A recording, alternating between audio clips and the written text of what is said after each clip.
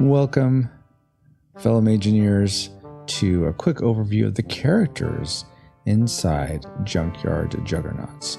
So in Junkyard Juggernauts, you play characters that are heirs to the throne of the land of Galmany, and they are two brothers, two sisters, much like Narnia. That's where I draw that inspiration from. And we're going to go through them, and also the fifth main character of the game, the Warlord. So just real quick on my lunch break, and if you're watching live and have any questions about any of these characters, let me know and I'll be happy to answer them. So let's start with Hobart. So Hobart's the firstborn of the Mageineers. He's 23. He is tied to the air magics of Galmany, or wind. I just realized, I think in most places I have it say wind, but this is good. Good, I'm realizing this now. I feel like I say wind in most places, but now I'm second guessing myself. So I'm going to look in the instructions real quick. I do say wind. I say wind right there. Okay, so I need to change it on this card. Interesting. Okay.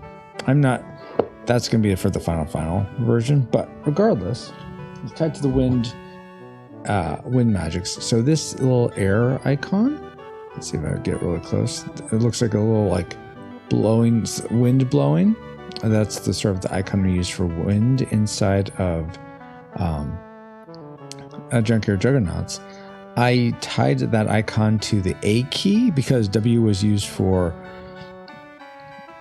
something else, which now I can't remember. So I couldn't use it for for that icon when I'm just typing it. So I used A because I'm thinking, oh, air, but it's actually wind. So regardless, let's move on. Wow. Derailing already in the stream. So we have Hobart.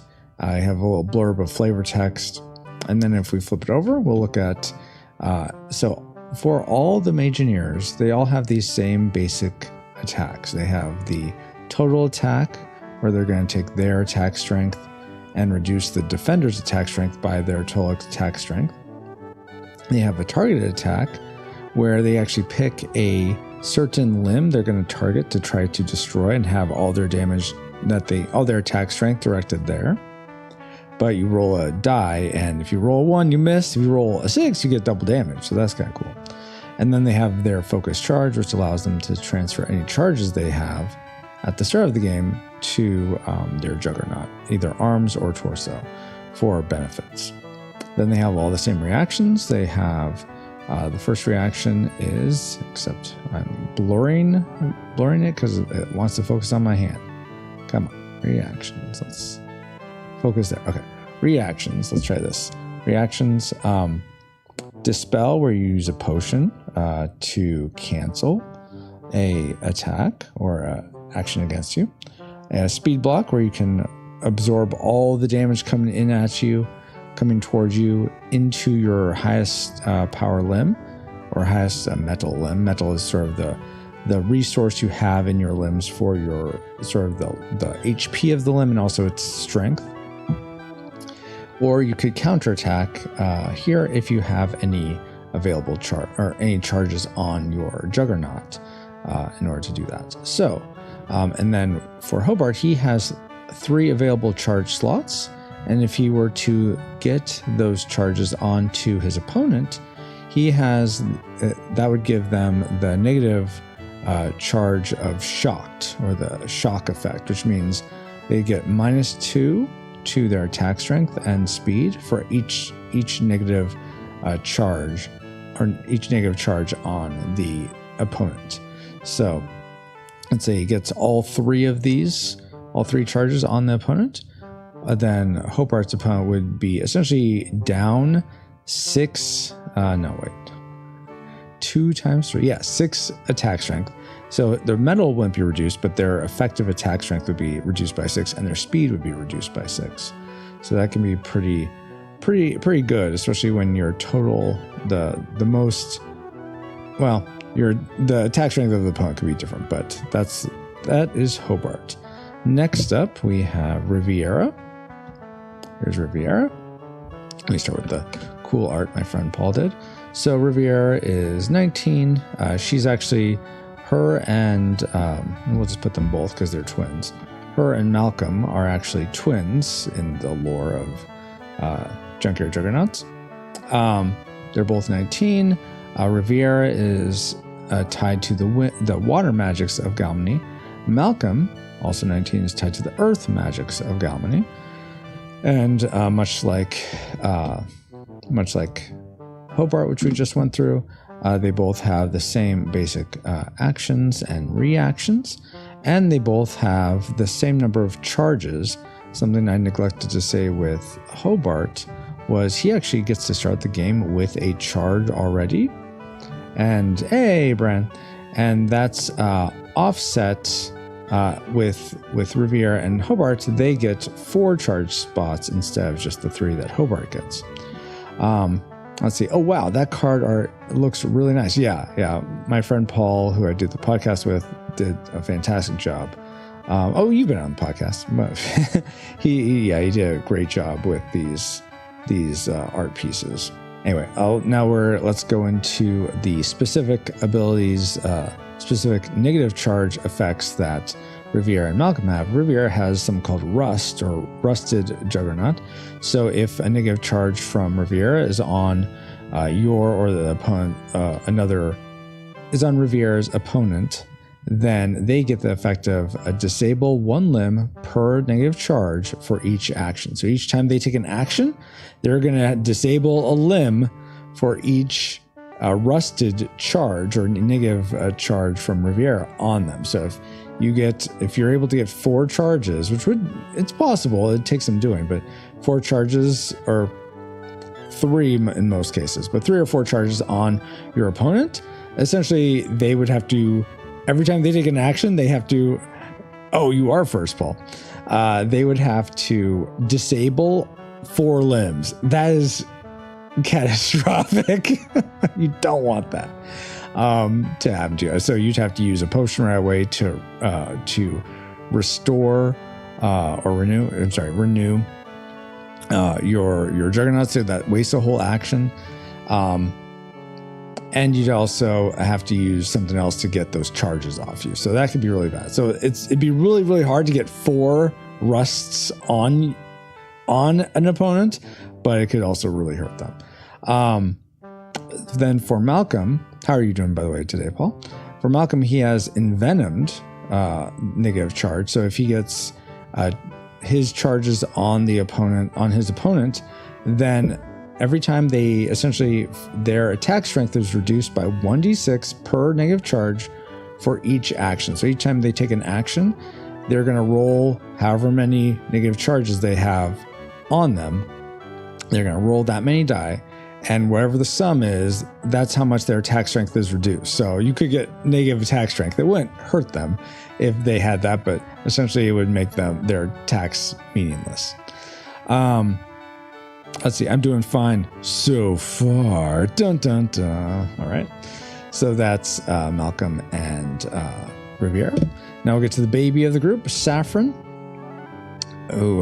So in Junkyard Juggernauts, I have each magic. It has like two sort of juxtaposed elements of emotion and logic, I'll say. And for fire, it's wisdom and passion are sort of put together for the fire owl spirit and fire magic. So Saffron, though she's the baby, she's probably the wisest of all the Mageineers. So she's 16. Her thing is fire. Little quote. I'm curious. So the quote for Saffron is, Saffron, she's so hot right now. Saffron. I know Paul gets the quote, but I don't know if anyone else does. Arnold, hi, how are you? I'm very happy to be here. Yeah. All right, so Saffron, that's her awesome art. Again, done by the awesome PaulJPowers.com. She actually gets 5 available charges, which can be tricky to do because specializations only give you so many charges. This one though, the Sage. We're not going to go over specializations today, probably just the characters, but the Sage, if you level up the first time, you get 1 charge, second time, another charge, and then last time you get 3 charges. So you can't get all 5 if you were to specialize as the Sage. Why are you whopping me, Paul? Again, actions and reactions the same as the other characters, but with with Saffron, her negative effect charge, if she gets her charges on the enemy opponent, is a burn effect. So if you're burned, you get -1 metal for each charge each time you take an action. So let's say you were somehow able to get 5 of Saffron's charges on your opponent. Every time they take an action, they're essentially going to take 5 damage, which could be very crippling. So that'd be, again, tricky to do. The most charges I've gotten on opponents is like 2 in a play, but there are certainly ways to get more than that. That was Saffron. And the last character we're going to look at is the one, the only card I can't find quickly. Hold on, we'll find it. It's the Warlord, of course, but we gotta just find him. Aha, here he is, Warlord. All right, good job. Yeah, it's working. I just had to change a setting. So the Warlord card, and has a lot of text here. I don't know how clearly you can see it on screen, but we'll go over the Warlord. The Warlord's the big bad. He's the one that will, when you draw his card, you become the Acolyte. So let's say you're Saffron and you draw the Warlord card. Warlord, aka Francisco in a cloak. How dare you, Brian? I am not the Warlord. So the Warlord makes whichever player draws them, their Mageineer becomes the Acolyte. Secret at first, but after a junk golem is defeated, you're no longer secretly the Warlord. Anyway, so the Warlord has different powers. I will go over them sort of a shorthand. First off, his basic actions. So he has the Barrage action, which is the defender's metal will be reduced by his attack strength. And he gets to do that to 2 targets.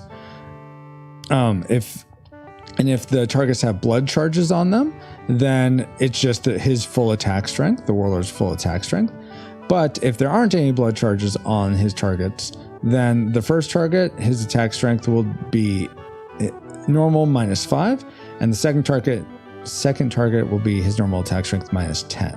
So not great unless there's, again, those blood charges already applied to his targets, and he can have at most 3 blood charges. Then he has Vampiric Clutch, which is he attacks, and whatever damage he inflicts, as long as it's not dispelled, but if it's absorbed, speed blocked, shielded, if the damage goes on in some capacity to its target, he gets half of that damage returned to him in extra metal he gets. Or if there's a blood charge on his opponent, he gets all the damage he inflicted back to himself. Berserker Barrage. Okay, this isn't Wolverine, even though they both start with W. Interesting. Sounds like some of the Warlord would say, how dare you, Paul? So that's Vampiric Clutch. Also, the blood charges he gets is equal to the Warlord Power Multiplier. That's what that symbol is. So if you play only to 2 and find the Warlord's lair, he'll only get 2 blood charges available. If you go all the way to 3, he'll get 3.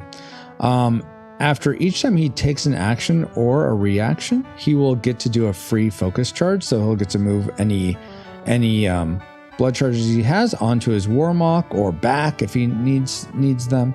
So he's able to do that pretty quickly just by taking actions and reactions. His reaction, he gets Dispel, Speed Shield, Dispel and Speed Shield, which are the same ones that would be on whatever Acolyte you have. So Dispel is here, Speed Shield is here. He gets those. In addition, he also gets something called Twisted Temptation, which is all your available charges. So these ones that he has here, not on his Warmock, the Juggernaut Warlord equivalent, but that he has available.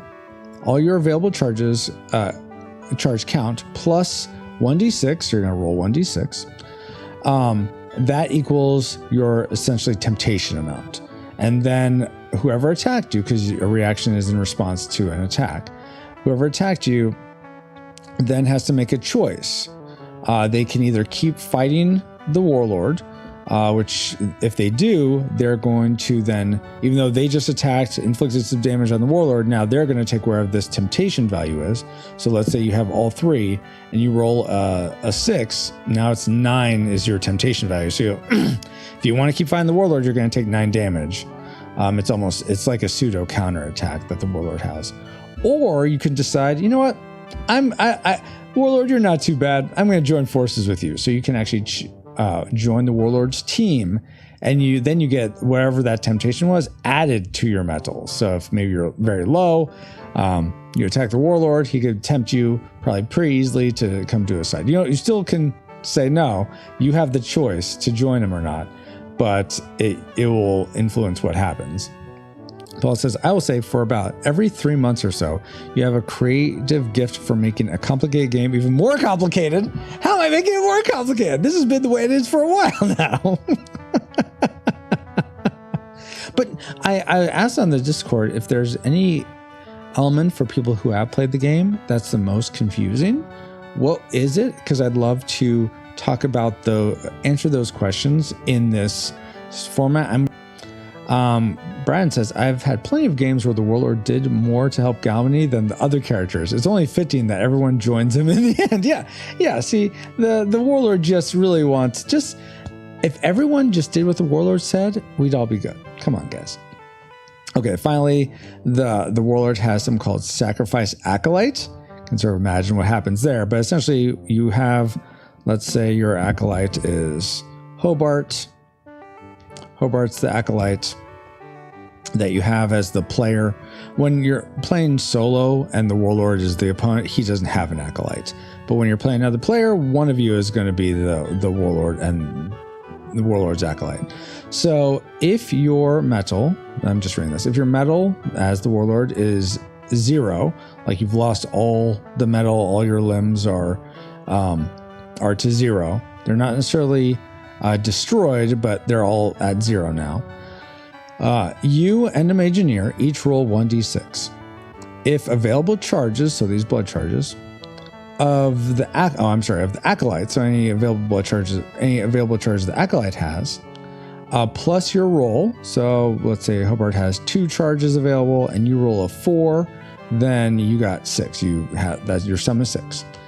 If your roll plus the charges is greater than the Mageineer's roll, they just roll 1d6. Let's say they rolled a 5.